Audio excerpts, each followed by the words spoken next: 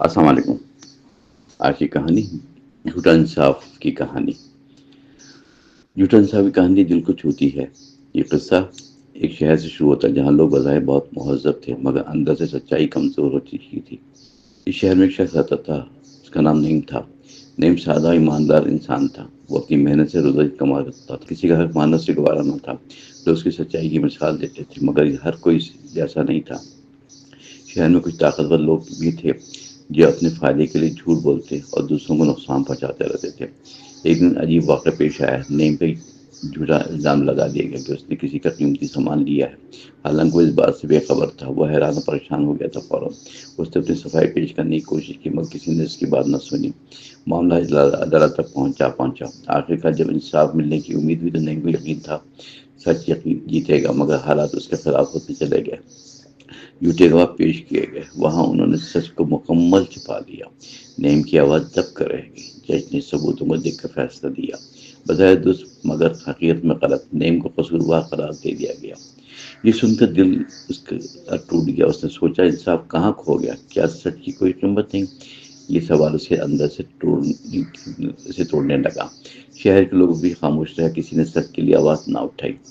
سب کو اپنے مفاد کی فکر رہی۔ نعیم تنہا رہ گیا۔ اس وقت یہی والا مدد جب اسے سمجھ آیا کہ کبھی کبھی انصاف بھی اندھا ہوتا ہے، سچائی کو پہچان نہیں پاتا۔ کچھ دن بعد حقیقت سامنے آئی، اصل مجرم خود پکڑا گیا۔ آخر اس نے اعتراف کیا کہ وہی قصوروار ہے، نعیم بے گناہ ہے۔ یہ بات واضح ہوئی مگر جو نقصان ہو چکا تھا پہلے وہ آسانی سے واپس نہیں آ سکتا۔